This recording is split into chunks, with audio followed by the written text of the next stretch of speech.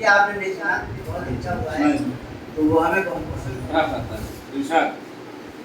एक जगह हमने पढ़ दिया तो 15-20 शायर थे, एकदम सख्ते में आ गए वो लोग, तो अपने खैर कोई बात नहीं, तीसरे दिन बहुत से शेर समझ में आते, तब आप दाद भेज दीजिएगा घर से।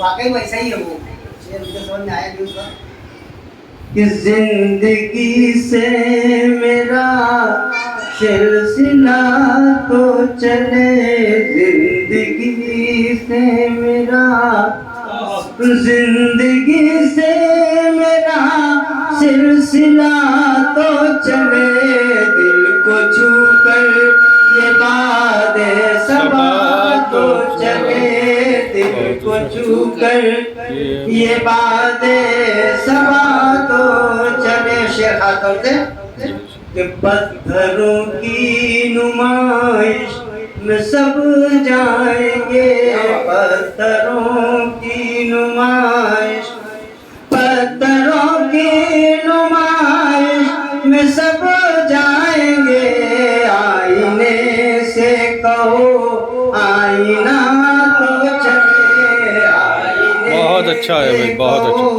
आईना तो चले। ये खानका से दूसरा आया था पढ़ने के बाद माइक